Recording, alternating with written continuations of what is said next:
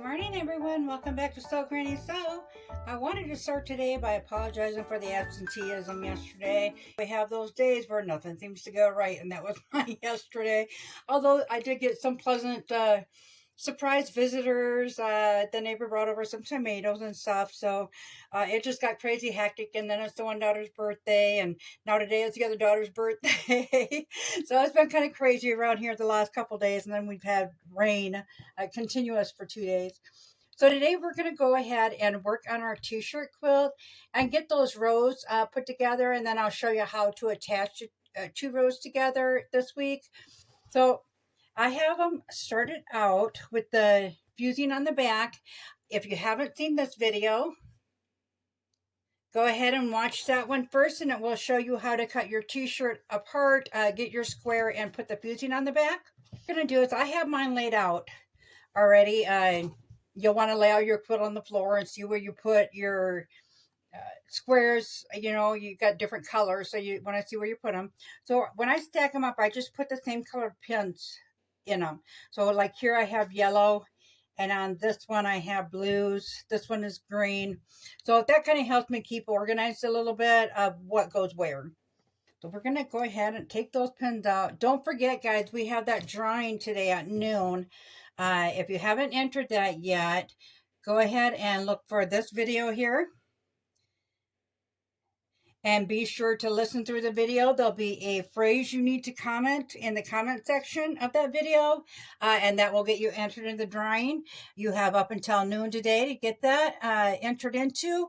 We'll be live at noon doing the drawing, so you want to be sure to get entered for that. That is for a $100 gift certificate for anything that we make here at Sew Granny Sew. Okay, so you do have to reside in the United States. Unfortunately, unless you want to pay that very expensive shipping you have elsewhere to get customs and stuff. So you're just going to go ahead and line up edge to edge and pin that into place.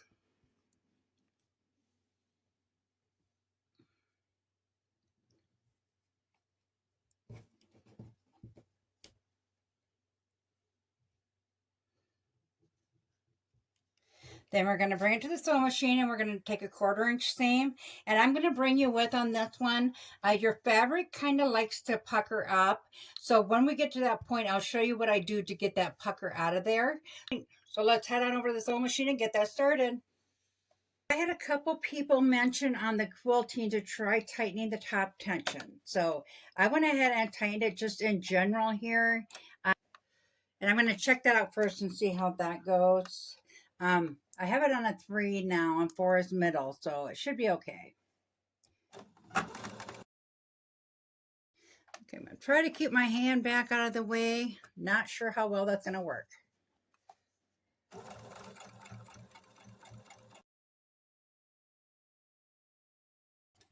And you may have to keep adjusting your fabrics. You know, your bottom one likes to slide up or back. So when you're holding onto the back here, you're just lightly holding it. You're not really pulling on it. You're just holding it so your fabric stays straight.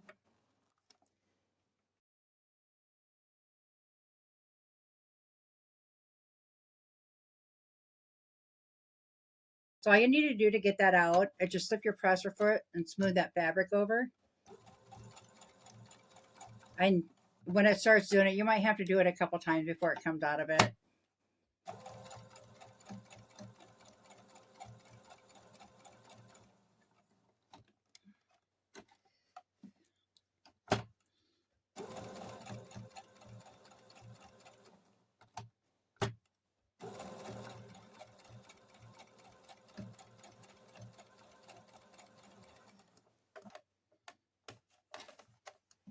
T-shirt quilts are really nice. They have that memorabilia factor to them, but they also are a nice lightweight summertime quilt for, you know, kids getting back from the pool or just lounging around on a Saturday, or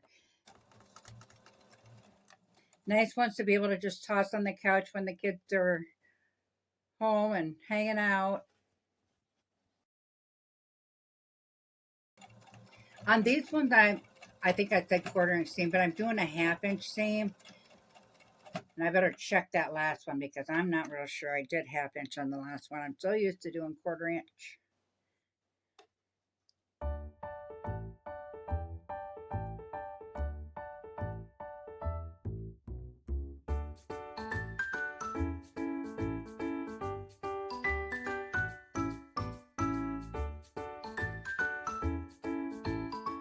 Okay, we're gonna run back through on these last two we did now and make sure I did a 1/2 inch because I was not thinking when I sent that through. No, I did not. And if you don't do them all the same, you're gonna end up with problems. So we'll go ahead and run that through quick.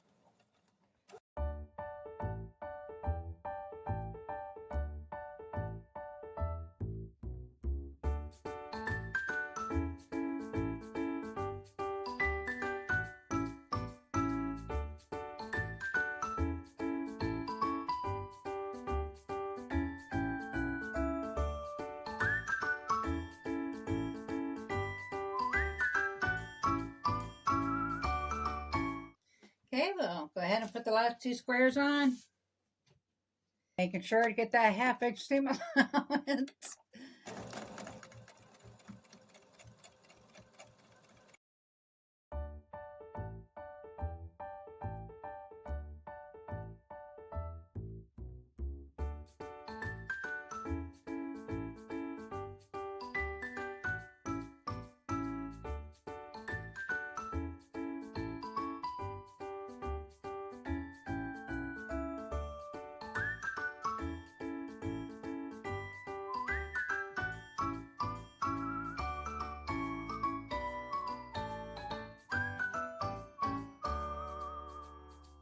So we have it sewn together, as you can see. That is what our seams look like. And our front will look like that. And you might cut some off, and that's totally fine.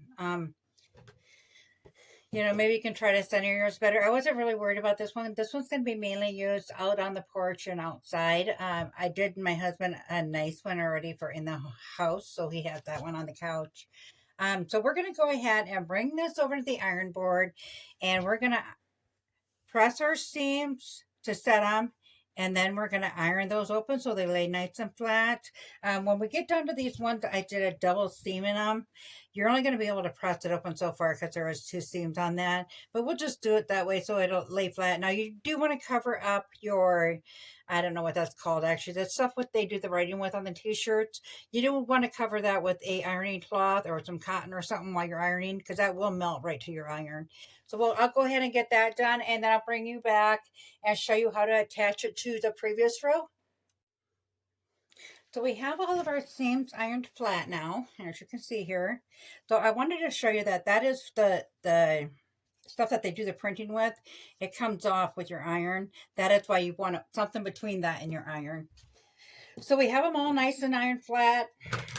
And now we need to connect them to the previous row. So I usually do mine because I usually make my t-shirts quilt 5 wide and 6 blocks long. However, this one, because when I got it all done, I only had 25 total blocks, and a couple of those really shouldn't have gone in the quilt, but I went ahead and added them. One has memories for him. It was from a family reunion. The other is just because I didn't have another block to put in. So we have 2 rows done. This one, he's hard on his t-shirts. Like I said, he's very hard. But this one here has some stains, but it has his grandma and grandpa on them. So he wanted that one in for sure. So we went ahead and left that in. So now we're just going to open that up. And I got my table so full here. I was working with the gal today to get color choices for her quilt. She ordered a couple quilts and she had to pick from fabrics. So I had fabrics everywhere in my craft room. So we're just gonna, oh, yep, the black goes there. He loves black t-shirts, so we have an abundance of black squares. So I just did a big X through the middle of it. So we're just gonna line up our seams. Now remember, we put a double seam in there, so we want to line it up with this side of the seam. And I just line up with the 2 shortest fabrics, whatever's meeting in that corner, whatever 2 are the shortest, that's what I line up. Once you get this fusing on, it's really tricky to manipulate the fabric like you do in cotton quilting because the fusing kind of holds it in place. And then you're just going to keep going through, lining up all those seams.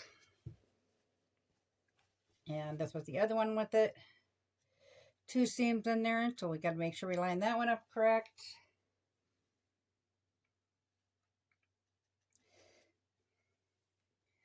So yeah, I had never even done a t-shirt quilt when my daughter came to me and said she wanted a t-shirt quilt. Grown daughter, mind you. So I went on YouTube, of course, to see how to do that.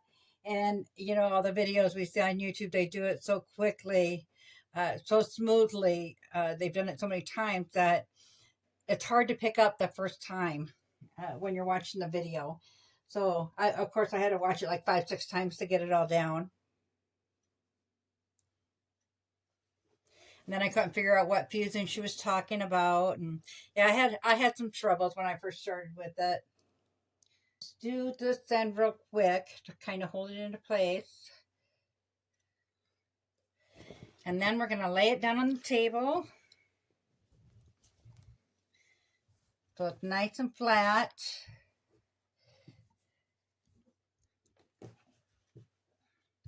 And then we'll get our other pins put in. I just take this seam down here, make sure this is nice and flat, and make sure that's lined up with that one. And once you have that one lined up, then just brush that fabric out and you know where that last block will lay at.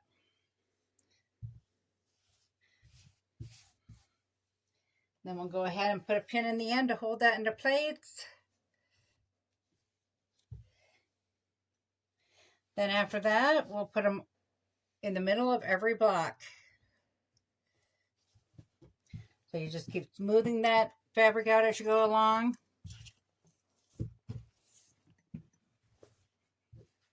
Now you're going to hit spots like this, and I'm going to show you. And this is what I was saying, it's kind of hard to manipulate it.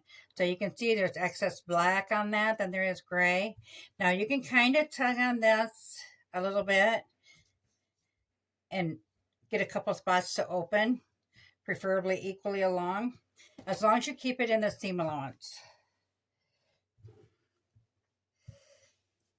It happens no matter how many times I try to cut these perfect, and I square them up after I put the fusing on, and I still get an occasional one of those. This is the second one out of these 3 rows. So, and then I just pin that block all the way along so it doesn't move around. So I'll go ahead and finish this. Oh, I did want to go over that part.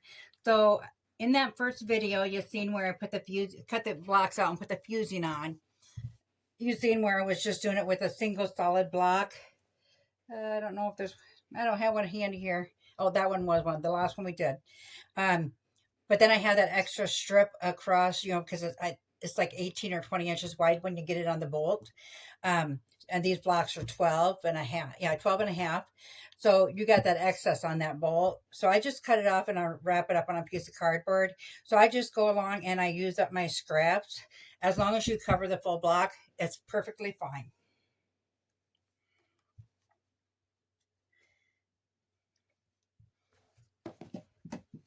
And I thought, well, you know, you can obviously see this is going in 2 different directions, but it holds it either way. So I wasn't worried about it because the main point is just to get it into shape, to get it sewed, because once you got that back on it and quilt that in, it's not going to go anywhere anyways. So it's basically to get it sewed together.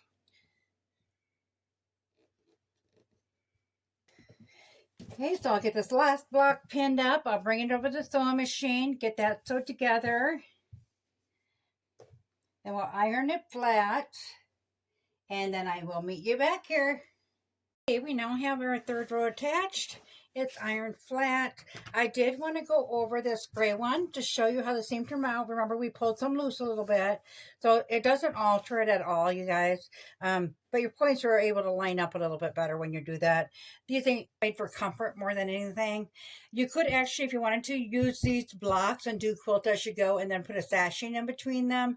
We will have a video coming up, as I stated in another video, on sashing. And we'll go over sashing thoroughly, different ways to attach it. it. You know, it's all up to you of how you want to sew it on, whether you want to do it by machine or by hand. So stay tuned for that. That might be well ahead yet. Um, but yeah, overall it looks good. So I'm going to go ahead and continue to put the last 2 rows on here because we did decide, like I said, to go with 25.